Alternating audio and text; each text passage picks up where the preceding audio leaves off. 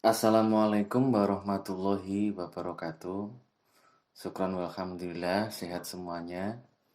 Untuk kali ini materi sederhana yang akan saya sampaikan yaitu mengenai analisis data kualitatif. Jadi yang pertama yang harus menjadi perhatian adalah analisis data kualitatif itu didapatkan dari proses observasi, wawancara, recording atau semacamnya yang itu mendapatkan poin-poin dari kata-kata, narasi, dan kalimat-kalimat yang itu menjadi bagian dari data kualitatif. Sama seperti teman-teman menyusun artikel, jadi artikel itu didasarkan pada sebuah pertanyaan, sebuah kegelisahan, apa dan bagaimana, yang kemudian teman-teman analisis dengan history fact, fakta sejarah, yang itu bisa dalam bentuk recording, bisa dalam bentuk dokumentasi, bisa dalam bentuk interview, bisa dalam bentuk observasi, atau FGD dengan orang-orang yang terlibat atau pakar dan ahli di dalamnya. Sehingga teman-teman menganalisis semua kata dan narasi juga kalimat itulah yang disebut sebagai analisis data kualitatif. Nah, dari data-data itu, teman-teman sebagai seorang peneliti maka akan menemukan reliabilitas dan juga validitas data kualitatif. Nah, itu terletak pada diri periset dengan pertimbangan pisau analisis teori yang dipakai, pendekatan penelitian, deskriptif kualitatif atau seperti apa dengan metode pengumpulan data.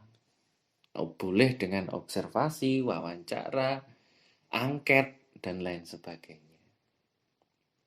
Nah, yang ketiga, proses analisis data kualitatif dengan mengumpulkan fakta empiris, fakta-fakta di lapangan.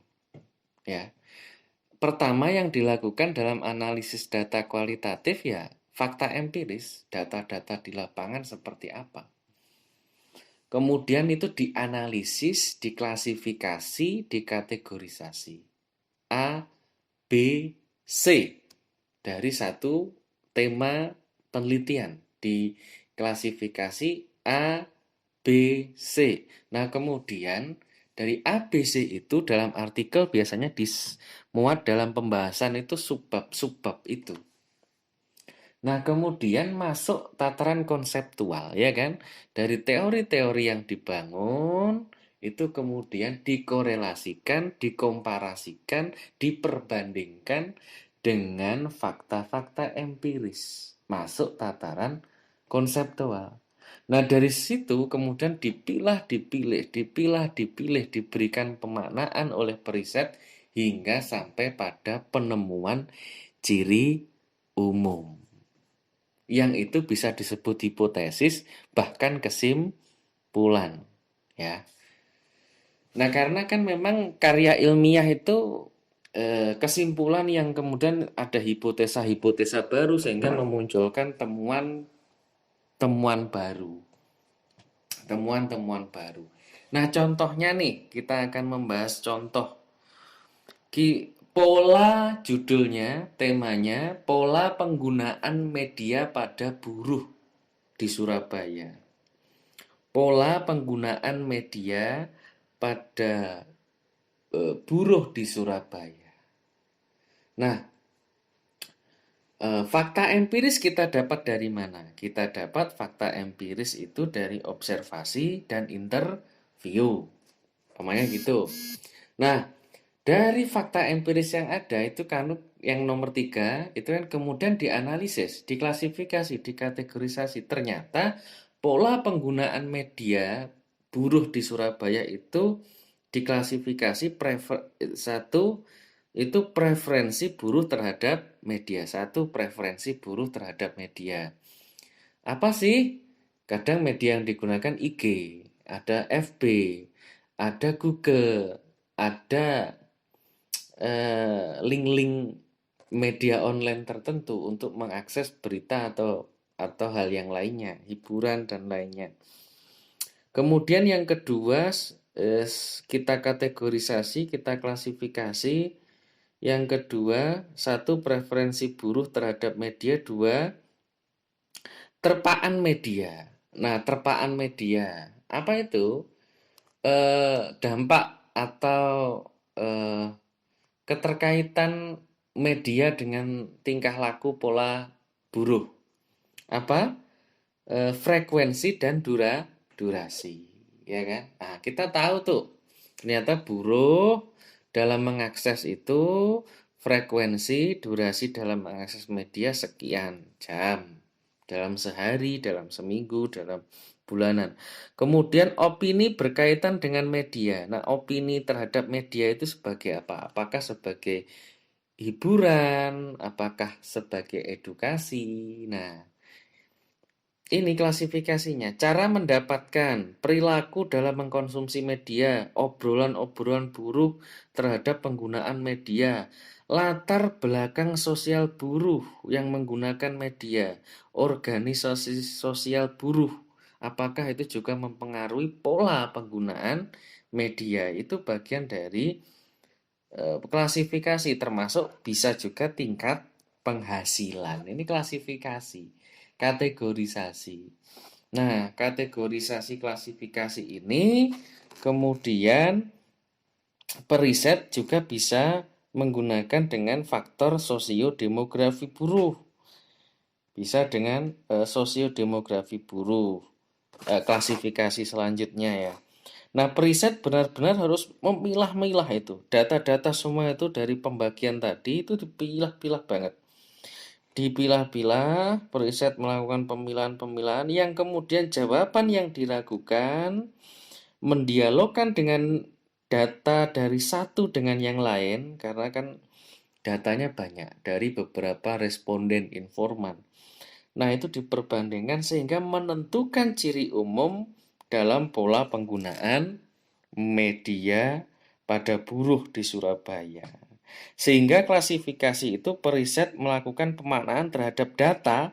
Nah, pemaknaan ini merupakan prinsip dasar riset kualitatif, yaitu realitas ada pada pikiran manusia dan realitas adalah hasil konstruksi sosial manusia. Nah, ini yang harus dipahami teman-teman, termasuk memahami artikel teman-teman itu sejauh mana kematangannya. Nah, contoh teknik komparatif konstan, feeling system, analisis domain, ini adalah contoh teknik analisis data kualitatif. Teknik komparatif konstan yang diperkenalkan oleh Gleiser and Strauss, ini contohnya adalah alasan individu berlangganan online. Apa? Alasannya berita, kecepatan mengakses informasi. Berarti apa? Kalau kemudian kecepatan dalam mengakses informasi, maka kategori label yang ditempatkan yaitu berita. Tuh. Ini teknik komparatif konstan. Jadi bagaimana menempatkan kejadian-kejadian itu dalam kategori. Menempatkan kejadian-kejadian dalam kategori. Itu teknik komparatif konstan. Contohnya berita. Kejadiannya apa? Kejadiannya ya alasan kita ingin berlangganan online ya kita cepet tuh ngakses informasi, cepet tuh kita untuk memenuhi kebutuhan kita, berarti kita labelkan di situ berita. Kita labelkan umpamanya berita. Nah, berikutnya banyak yang memang suka privacy ya, privacy. Biasanya suka pembelian atau macam-macam berhubungan penggunaan langganan online itu karena interpersonal communication. Labelnya kita sebut itu karena suka dengan penggunaan email atau kemudian chat lines. Nah, ini kita sendirikan di label interpersonal communication. Atau kemudian ada yang alasan yang lain ya ekspansi bisnis, kemudian ekspansi statement, pendapat atau pemikiran atau koneksi jaringan. Nah, semua hasil itu dari kategori-kategori itu kemudian diintegrasikan ke dalam penjelasan yang koheren. Nah, itulah teknik komparatif konstan.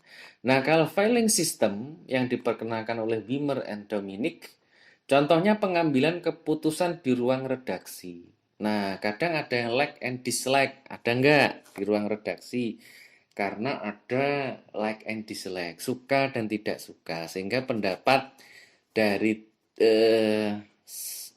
dewan atau tim redaksi tertentu yang itu sering menimbulkan perselisihan, sehingga like and dislike dan perselisihan itu hampir mirip, tergantung kemudian kepentingannya, ya, interest dari konflik yang dibangun. Atau kemudian pengambilan keputusan di ruang redaksi itu vertikal, horizontal, top down ataupun bottom up. Diambil dari keputusan pimpinan yang kemudian dilaksanakan oleh staf dan karyawan atau ide conclusion, ide tampungan ide dari karyawan yang kemudian diambil sebagai langkah kebijakan. Ini filing system. Atau introvert relationship, ada beberapa orang karyawan staf yang itu diam, tidak memberikan respon. Yang ketiga, analisis domain dari Burhan Buain. Jadi contohnya pola seks bebas di Surabaya. Maka yang dilihat itu jenisnya, ya kan? Tempat, sebab, akibat, itu benar-benar dicek. Jadi apakah kemudian apa saja jenis, ya, atau bentuk seks bebas yang ada di Surabaya. Apa sih? Nah, kalau kita melihat seks bebas itu, ya kan timbul pertanyaan. Jenis dan bentuknya, bebasnya itu sampai sejauh mana? Nah, apakah A, B, C, D, kan macam-macam seks bebas itu. Apakah sejenis, apakah dan semacamnya lah, gitu ya.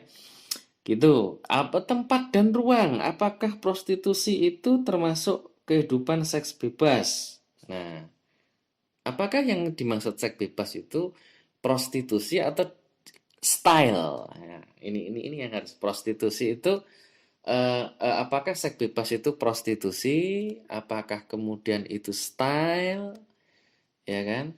Nah, itu yang kemudian bisa dicari alasannya. Apa yang menjadi alasan mereka memilih perilaku? Kan itu alasannya luas tuh. Alasan, lokasi, cara, tujuan itu lebih semantik, sifatnya lebih semantik. Jadi ada poin-poin yang kemudian nanti diintegrasikan ke dalam penjelasan yang koheren. Nah, teman-teman, dari semua ini tolong berikan contoh. Setelah direview, berikan contoh judul penelitian dengan penggunaan analisis data kualitatif. Tidak harus dengan teknik komparatif, filing system, atau analisis domain, boleh dengan contoh yang lain. Dan kemudian disertai penjelasan singkatnya. Ya. Oke, selamat mengerjakan, selamat belajar. Sehat selalu, jaga imunitas. Assalamualaikum warahmatullahi wabarakatuh.